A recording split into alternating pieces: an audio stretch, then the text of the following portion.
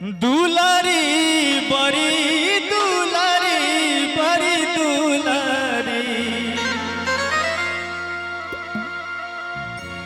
दुलारी बड़ी दुलारी बड़ी दुलारी। ठीक है ना? ठीक लग रहा है कि सबका से हाई सुकवार हमार मैया सुनरी।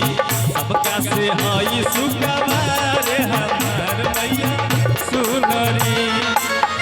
दुलारी बड़ी दुलारी बड़ी दुलारी दुलारी बड़ी दुलारी बड़ी दुलारी।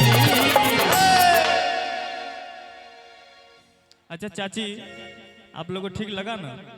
ठीक है ना ये गीत? एक बार आशीर्वाद दे दीजिए वो चाची, हमारे माई, एक बार आशीर्वाद दे दीजिए आप, हाथ उठा के ऐसे। चाची लोग के डॉक्टर मना किया है ताली बजावे ले, हाथ उठावे ले। हाँ, जागरण में शिव चर्चा में खाली उठाते हैं। हाँ, और शिव चर्चा से ज्यादा हो रहा है जरा मन से। डॉक्टर मना नहीं किया, तबीयत तो नहीं खराब है, खाना वाना खाए ना। चलिए बढ़िया से रहिए। कि सबका से हाई सुकवार हमार मैया सुनरी। सबका से हाई सुकवार हमार मैया सुनरी। दुलारी बड़ी दुलारी बड़ी दुलारी दुलारी बड़ी दुलारी बड़ी दुलारी। इसका बाद वाला लाइन आप लोग गाइएगा कि सबका से हाई सुकवार हमार मैया सुनरी।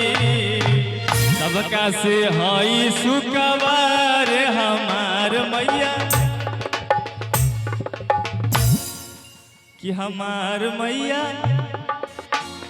सुनरी। कि सबका से हाई सुकवार हमार मैया सुनरी। सुकवार हमार मैया सुनरी।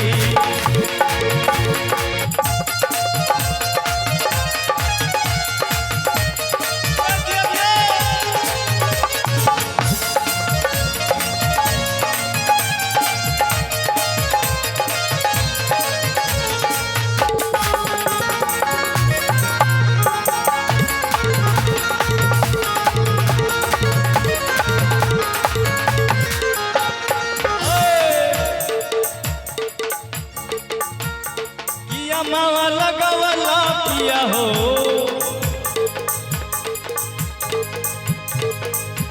एक मिनट रुकिए। ये गीत को बाद में गाएंगे, अभी नहीं। अभी भक्ति में रहे के बाद कि झूर झूर निमिया गछिया अब है झीराई के। कि झूला तारी सातोरे बहिनिया। कि झूला तारी सातोरे बहिनिया। आ झूलुहा लगाई के झूला तारी सातोरे बहिनिया। झूलुहा लगाई के झूला तारी। झूर झूर निमिया गछिया, झूर झूर निमिया गछिया बहे झीराई के।